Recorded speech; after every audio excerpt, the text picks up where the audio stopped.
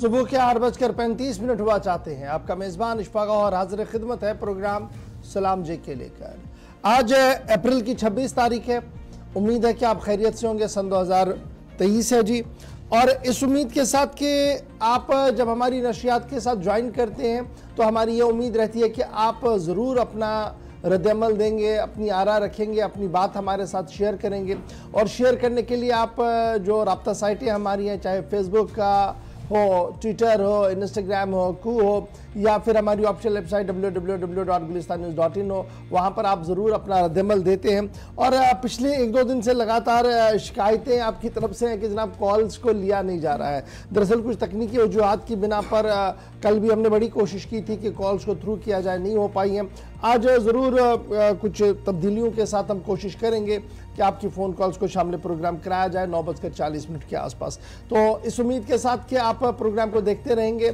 इस प्रोग्राम में जहां हम बात जम्मू कश्मीर की सियासत की आपके सामने रखेंगे, वहीं पर दिल्ली की सियासत के हवाले से भी गुफ्तगू होगी, और भी कुछ अहम तरीन मामलात होंगे जिनका ताल्लुक आपके साथ, हमारे साथ है और हमारे माशरे के साथ है। बने रहेंगे आप गुलिस्तान न्यूज़ के साथ, क्योंकि खबर तह तक गुलिस्तान न्यूज़ आपको हर पल दिखाता है। करते हैं प्रोग्राम का आगाज़, और आगाज़ में आपको बताते चले कि मेरे दोनों साथी दिल्ली स्टूडियो में इस वक्त मेरे साथ है, ज़हूर भी और आसिफ भी। आप दोनों का बहुत बहुत शुक्रिया। और शुरुआत प्रोग्राम की करते हैं हिस्ट्री ऑफ द डे से। आपको बताएंगे कि आज के दिन में क्या कुछ खास है। खुशामदीद कहते हैं आप सभी को मॉर्निंग शो में। मैं हूं आसिफ रशीद, ज़हूर मेरे साथ हैं। हिस्ट्री ऑफ द डे से आगाज करेंगे। आज के दिन की अहमियत क्या है, इस पर रोशनी डालना क्यों जरूरी है। तो सबसे पहले हिस्ट्री ऑफ द डे में, यानी 26 अप्रैल साल 2023 का चौथा महीना, 5वें हफ्ते में हम दाखिल हुए, और ये आखिरी हफ्ता जिसकी 26 तारीख, जिसके कुछ बड़े इवेंट्स हैं हिंदुस्तान और आलमी तारीख में। सबसे पहले नजर उन इवेंट्स पर। बहुत बहुत शुक्रिया हमारे साथ ज्वाइन करने के लिए। मैं ज़हूर ओला भी आपके साथ। आज अप्रैल की 26 तारीख है साल 2023। ताहम आज के दिन के हवाले से माजी में क्या कुछ हुआ है वो आपके सामने रखेंगे। आज के दिन 2005 में शाम ने लेबनान से अपनी फौज का इनखिला ख़त्म किया था और 29 साल कब्जा ख़त्म किया था लेबनान पर। और आज के दिन 2003 में साबिक सदर पाकिस्तान जनरल परवेज मुशर्रफ पर कराची में कातलाना हमला हुआ था। वो आज ही का दिन था, 26 अप्रैल साल 2003 में, और गुज़िश्ता साल ये इंतकाल कर गई। और आज के दिन 1926 में जर्मनी और रूस के दरमियान अमन मुआहिदे पर दस्तखत हुए थे। दोनों मुल्कों के दरमियान अमन मुज़ाकरात हुए थे और दोनों के दरमियान अमन मुआहिदे पर दस्तखत हुई थी। और आज के दिन 26 अप्रैल 1804 में हेनरी एडिंगटन ने बरतानिया के वज़ीर आज़म के ओहदे से इस्तीफा दे दिया था। आज ही का दिन था। और आज के दिन 26 अप्रैल साल 2004 में इराक के नए परचम को तस्लीम किया गया आलमी सतह पर।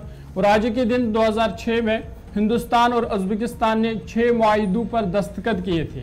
ये भी आज के दिन हुआ था, 26 अप्रैल साल 2006 में।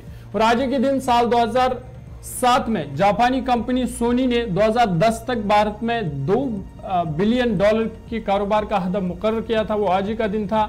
सोनी कंपनी की जानिब से यह हदफ मुकर्रर किया था $2 बिलियन के कारोबार का। और आज के दिन 1932 में डॉक्टर असरार अहमद, इस्लामी मुफक्किर, आलमी दीन, स्कॉलर, इनका जन्मदिन है। ये आज के दिन पैदा हुए थे 1932 में। चलिए, हिंदुस्तान और आलमी तारीख में हिस्ट्री ऑफ द डे में आपके सामने क्या बड़ी बातें थी, चंद अहम नुकात या पॉइंट्स आपके सामने रखते हैं, क्योंकि एक तवील फहरिस्त हमारे सामने रहती है जो शायद कम वक्त में आपके सामने रखना मुश्किल होता है, लेकिन 8 बड़े पॉइंट्स आपके सामने हर रोज़ हर दिन के हवाले से आपके सामने रखते हैं। तो हिस्ट्री ऑफ द डे के बाद आज शुरुआत खबरों की करेंगे, और सबसे पहले बात तालीमी निज़ाम की। जम्मू कश्मीर से शुरुआत आज के प्रोग्राम की फिर से। जम्मू कश्मीर की खबरों में आज ज़रा तालीम के निज़ाम की बात करते हैं, और बात करते हैं नाज़िम तालीम कश्मीर की, जिन्होंने एक और हुक्मनामा जारी कर दिया है। हुक्मनामा अगरचि खुशाइंद है लेकिन देर से आया है, और ये देर से आया है इसलिए इस पर वक्त पर बात भी हो रही है और इस पर आपकी तनकीद भी हो रही है। जम्मू कश्मीर इंतज़ामिया के सबसे बड़े अफसर महकमा तालीम के डायरेक्टर का बड़ा ऑर्डर सामने आया है, और एक और इस हुक्मनामे के अंदर तमाम प्राइवेट स्कूलों को जिनकी ज़मीनें सरकारी हैं, ज़मीन सरकारी है लेकिन इमारत और इंतज़ाम प्राइवेट है, यानी प्राइवेट स्कूल सरकारी ज़मीन पर जहाँ जहाँ पर भी खड़ा है, उनके लिए लाजमी करार दिया गया है कि इकोनॉमिकल वीकर सेक्शन, यानी इंतहाई कमज़ोर पसमानदा तबके से वाबस्ता लोग जो है, बच्चे जो है, उनके एडमिशन को यकीनी बनाया जाए इन स्कूलों के अंदर। और कितने बच्चों को एडमिशन लेना है जी? ये लेना होगा जी आपको 25% बच्चों को आपको इसमें एडमिशन लेना होगा। डायरेक्टर स्कूल एजुकेशन की तरफ से तमाम प्राइवेट स्कूलों के लिए यह हुक्मनामा जारी कर दिया गया है और साथ साथ जितने भी मुतल्लिका अफसरान हैं, यानी जो सीईओज हैं, उनसे यह कह दिया गया है कि फरिश्तों को तरतीब और तहरीर किया जाए ताकि तमाम स्कूलों पर नजर रखी जाए। अब यह ऑर्डर कब आया है? क्यों ये लोग चला रहे हैं? क्यों लोग चला रहे हैं? प्राइवेट स्कूल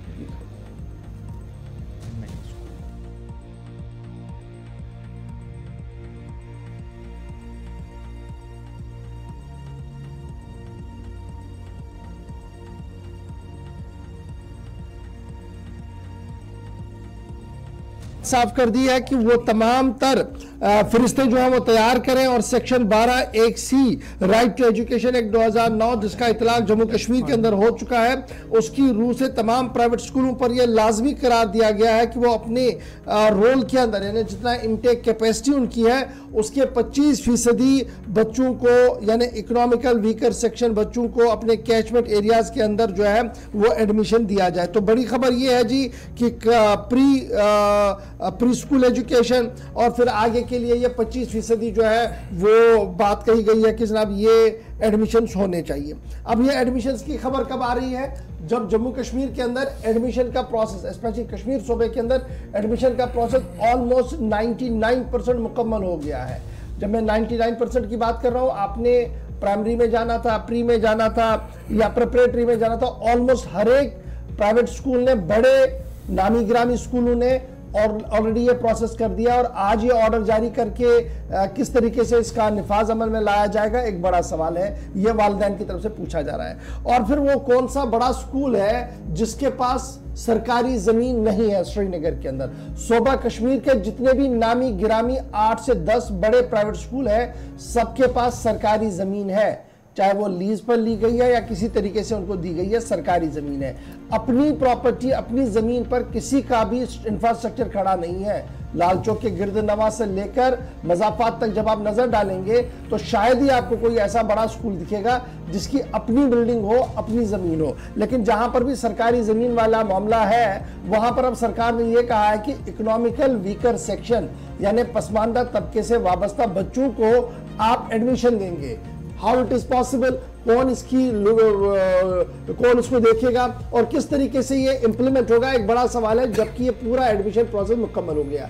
याद रखिएगा, जब एडमिशन प्रोसेस शुरू हुआ था तब भी जिला इंतजामिया के एक बड़े अफसर की तरफ से यह हुक्म जारी किया गया था और यह कहा गया था कि जनाब इकोनॉमिकल वीकर सेक्शन के बच्चों को रखा जाए और वो फरिश्ते तहरीर की जाए, वो अपलोड की जाए, अवाम को बताया जाए और सबको पता लगे कि किस स्कूल ने कितने किए, उस हुक्मनामे पर कितना काम हुआ है, ये सबके सामने। बहरहाल आज डायरेक्टर स्कूल एजुकेशन का नया ऑर्डर आया है जिसमें तमाम प्राइवेट स्कूल जिनकी जमीनें सरकारी हैं, गवर्नमेंट लैंड पर जो खड़े हैं, उनके लिए 25% जो WS स्टूडेंट्स हैं उनके लिए एडमिशन को लाजमी करार दिया गया है और इस तरीके से CEOs को कह दिया गया है कि वो तमाम फरिश्ते मुकम्मल करें और कमेटियों का तश्कील दिया जाए ताकि उन स्कूलों पर नजर रखी जाए। वालिदैन का सवाल है कि जनाब बड़ी लेट हो गई है जब ये ऑर्डर हमारे सामने आया है, क्योंकि लगभग 99% एडमिशंस मुकम्मल हो गए हैं।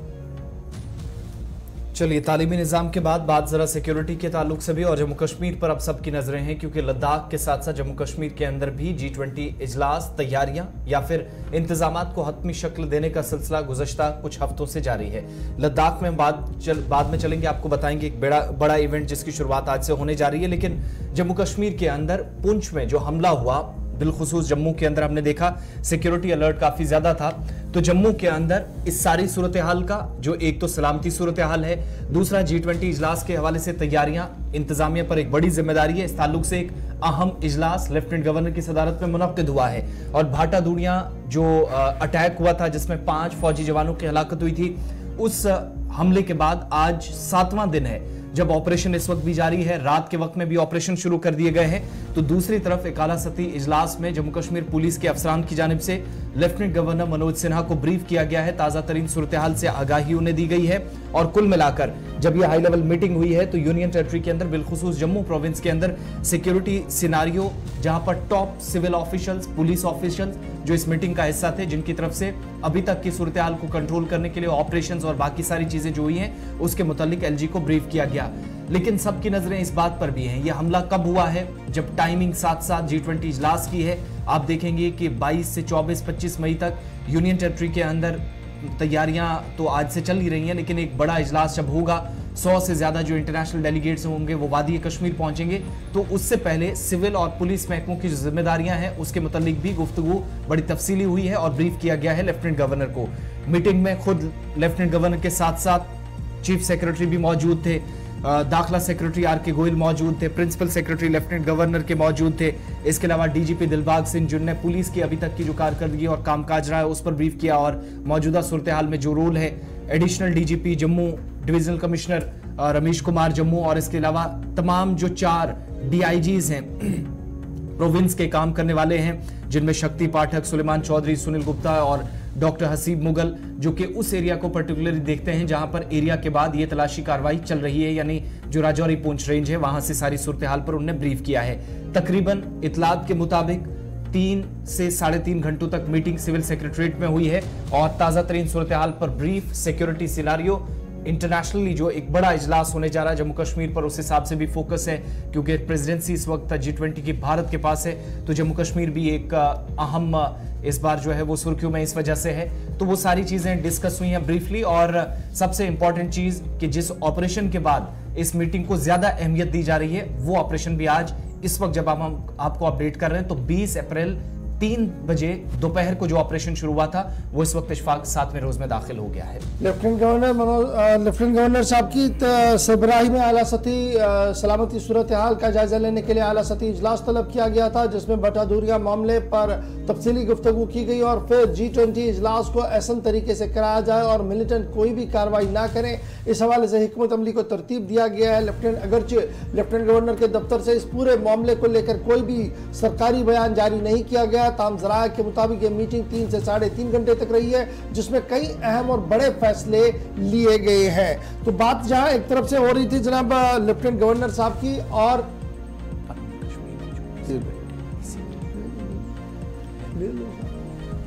लेफ्टिनेंट गवर्नर के हवाले से बात हो रही है तो पनून कश्मीर की तरफ से भी जब सिक्योरिटी सूरत हाल जम्मू कश्मीर की इस वक्त है, सूरत हाल का जायजा लिया जा रहा था, तो पनून कश्मीर की जानिब से प्रेस कॉन्फ्रेंस करके जरिए सरकार की तनकीद की गई और 2-4 चीज़ों का हवाला दिया गया। मौजूदा वक्त में हाल ही में साउथ कश्मीर के अंदर जो आखिरी मरतबा जो टारगेट किलिंग के वाक़यात थे वो तो गिनवाए ही, लेकिन साथ साथ जम्मू कश्मीर इंतज़ामिया के उस नारे और दावे पर सवाल उठाए गए कि मौजूदा वक्त में आप कह रहे हैं कि मिलिटेंसी खत्म हुई है और शहरियों की हिफाजत को यकीनी बनाया जाएगा। ऐसे में इस हमले को लेकर सरकार की हिकमत अमली, सरकार की पॉलिसीज और सरकार के इस दावों पर कि जम्मू कश्मीर के अंदर सब कुछ ठीक ठाक है, पनून कश्मीर ने सवाल खड़े कर दिए हैं।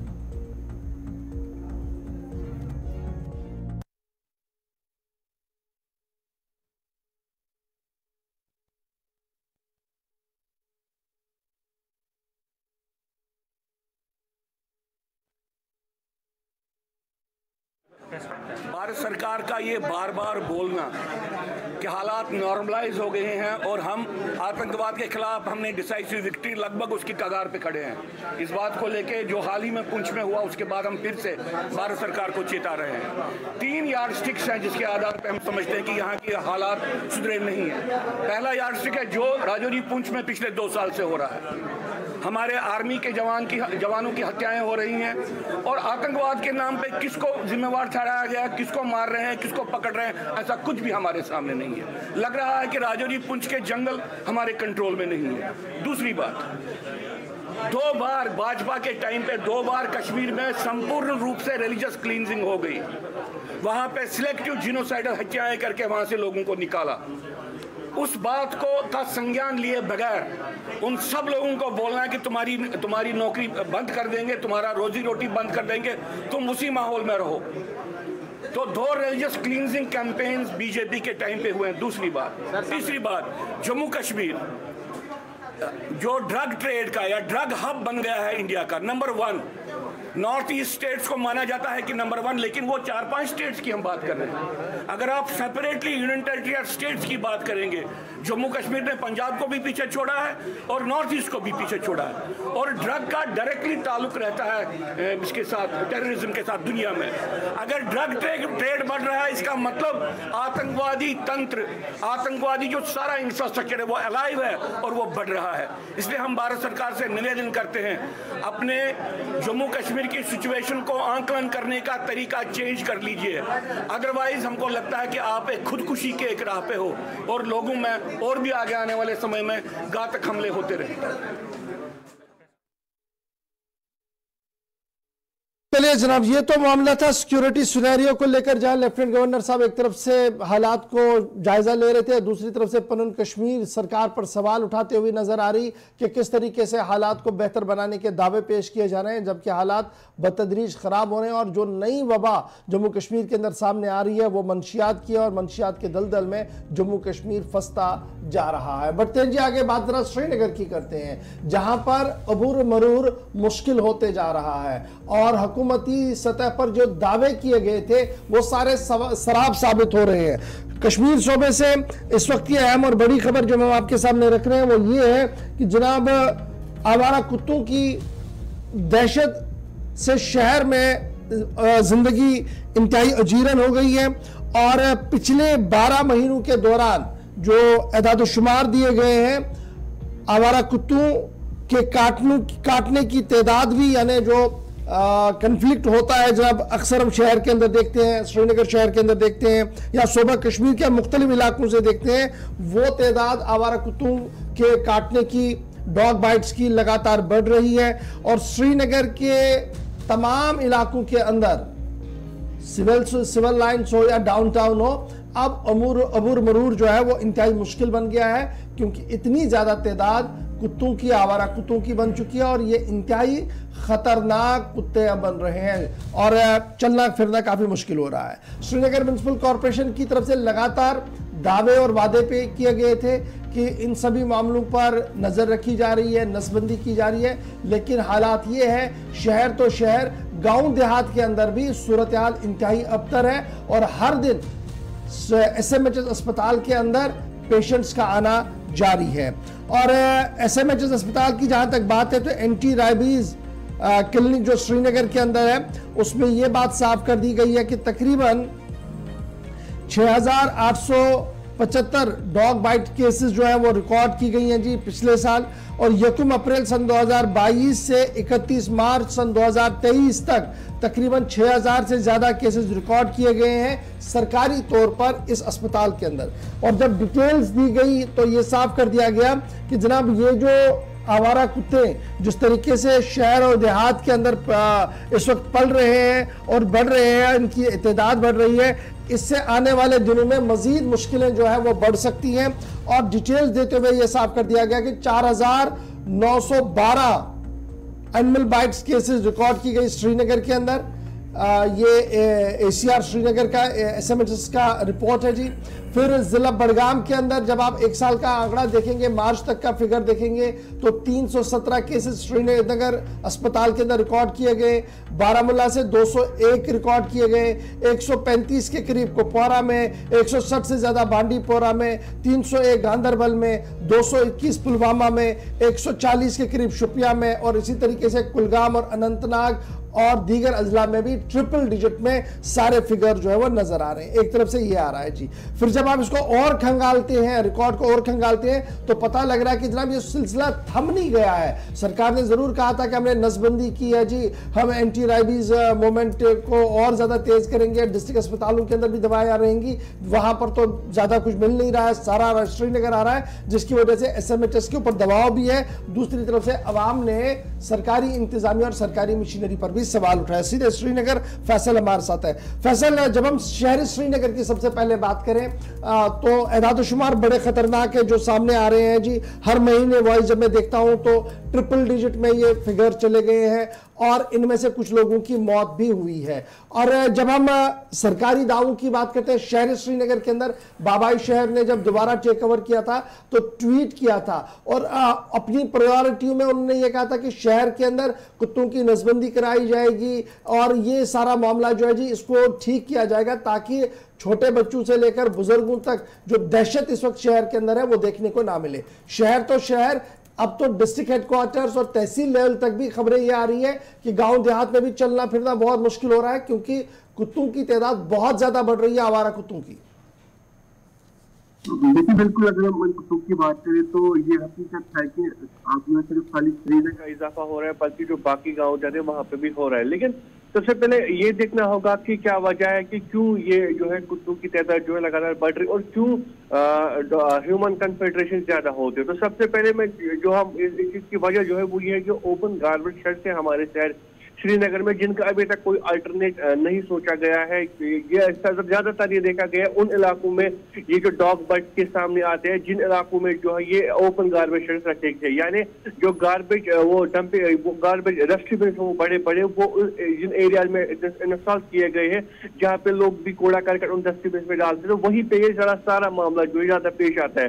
चाहे करानगर की बात हो, डलगेट की बात हो या बाकी ऐसे इलाके जहाँ पे ओपन गार्बेज शेड्स रखे गए, जब तक ना कुछ उनका अल्टरनेट सोचा गया। हालांकि स्मार्ट सिटी के तरफ कहा गया था कि अभी हम अंडरग्राउंड गार्बेज शेड्स बनाएंगे ताकि ये जो कुत्तों की भरमार पूरे शहर में बनी हुई है इसको कम किया जा सके। लेकिन ताहम कई सालों से यह बातें हम सुन रहे हैं कि ओपन गार्बेज शेड्स को जो है हम बंद करेंगे और इनको अंडरग्राउंड करेंगे, उनका प्रोसेस चला, लेकिन अभी तक वो कंप्लीट नहीं हुआ। लेकिन वही एक तरफ से हम कह सकते हैं अब किस्मती से ये सामने आया है कि जो एंटी रैबिस सेंटर टेंगपुरा में था, हालांकि वो सिक्योरिटी रीजन की वजह से कुछ टाइम तक सिक्योरिटी ने भी टेकअप किया था, उनमें वहाँ पे सिक्योरिटी भी थी तो उस वजह से उसमें काम रुका हुआ था। लेकिन हाल ही में मैं वहाँ पे गया था तो उसमें अभी थोड़ा बहुत ही काम बाकी है और करीबन जो वहाँ पे हमें ऑफिशियल से पता चला तो दिन में करीबन 40 से लेकर 60 तक की सर्जरी वहाँ पे होगी, एंटी रैबिस जो है वहाँ पे होगी और इसके साथ स्टेरिलाइजेशन भी होगी। और उनका मानना था कि आने वाले दिनों में जो है ये कुत्तों की जो भरमार है, हालांकि वो भी इस चीज को एक्सेप्ट करते हैं कि जो कुत्तों की भरमार है वो काफी ज्यादा है और उनका मानना था कि आने वाले दिनों में जैसे ही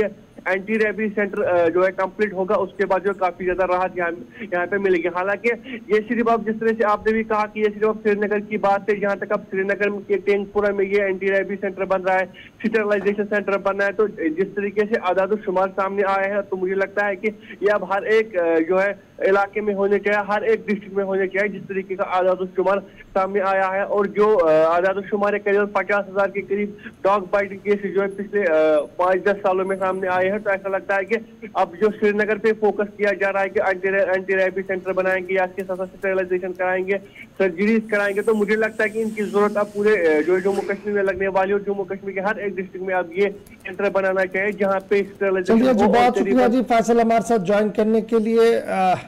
शुहामा में एक सेंटर बनाने की बात हो रही थी जहां पर नसबंदी होगी जी आवारा कुत्तों की, फिर ये भी कहा गया कि टेंगपोरा बाईपास के अंदर भी एक होगा, लेकिन कैसे इस चीज़ से निपटा जाएगा एक बड़ा सवाल है, क्योंकि जब आपके आदाद-ओ-शुमार 50,000 के आसपास केसेस अगर आप देखते हैं खंगालते हैं वो हमारे सामने एंटायर जम्मू कश्मीर से, तो मामला सिर्फ कश्मीर का नहीं है, फिर जम्मू से भी इस तरीके की इतलात और ख़बरें आ रही हैं। तो ज़रूरत यह है कि एक जामिया और मनसूबाबंद तरीके से इस पर काम हो और जो लगातार कोशिशें हो रही हैं उसको किसी न किसी तरीके से देखा जाए कि किस तरीके से आवाम को यहाँ से राहत मिल सके। बढ़ते हैं जी आगे, ज़रा बात Y20 इजलास की करते हैं, क्योंकि लद्दाख आज सुर्खियों के अंदर है और 5 अगस्त 2019 के बाद माना जा रहा है कि सबसे बड़ा इवेंट जो है वो आज से लद्दाख के अंदर होने जा रहा है। लद्दाख में Y20 समिट का आज बाज़ाब्ता तौर पर इफ्तिताह किया जा रहा है और 30 मुल्कों से तकरीबन 100 के करीब मंदुबीन जो है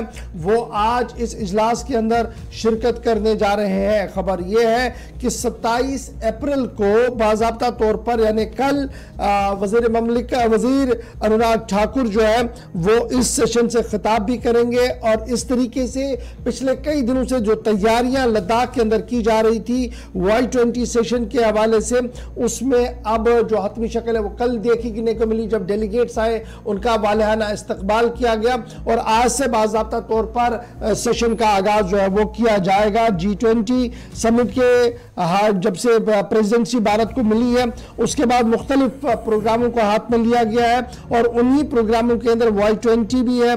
और आज लेह के अंदर सबसे बड़ी तकरीब लद्दाख की होने जा रही है, जहां पर तकरीबन 30 ममालिक के 100 से ज्यादा डेलीगेट जो है वो वहां पर मौजूद रहेंगे। 26 तारीख को कल उनकी आमद हुई थी।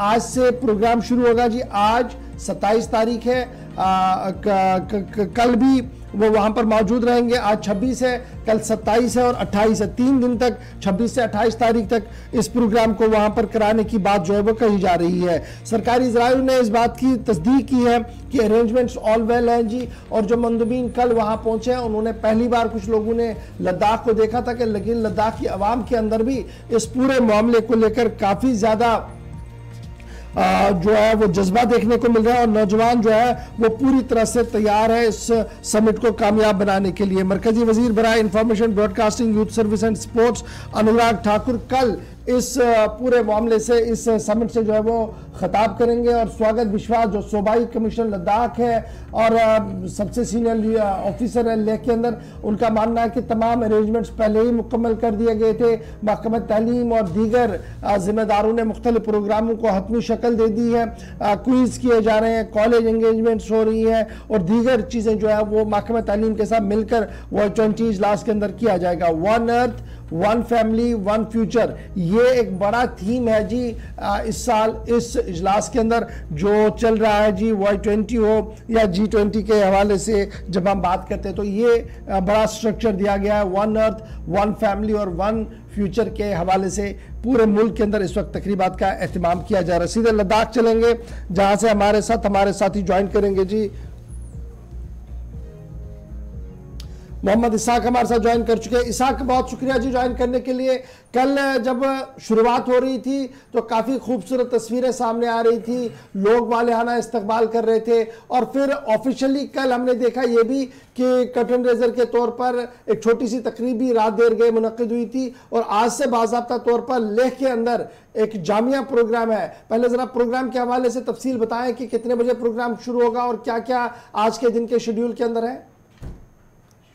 जी गौहर साहब, आपको बताते चले जिस तरह से Y20 का आगाज G20 के तहत G20 के अंदर लेह लद्दाख में शुरू हुआ है। और आपको बताते चले इस साल का Y20 काफी महत्वपूर्ण और हिस्टोरिक होने जा रहा है, क्योंकि कल जिस तरह से 30 कंट्रीज से 100 से अबव जो डेलीगेट्स हैं वो Y20 के इस प्री समिट में शिरकत कर रहे हैं।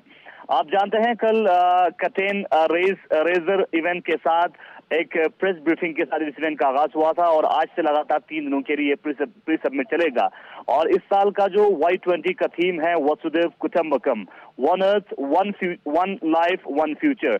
और इसी के चलते यूनियन टेरिटरी लद्दाख के लेह में खासकर कड़ी से कड़ी इंतजाम सिक्योरिटी के हवाले से, प्रिपरेशन के हवाले से और जो एडमिनिस्ट्रेशन के हवाले से सारे इंतजाम मुकम्मल हो चुके हैं। और ग्रैंड रिसेप्शन जो डेलीगेट्स मुख्तलिफ कंट्रीज से आ रहे हैं उनको ग्रैंड रिसेप्शन दिया है लोकल ट्रेडिशनल फोक सॉन्ग्स और खतक्स के साथ।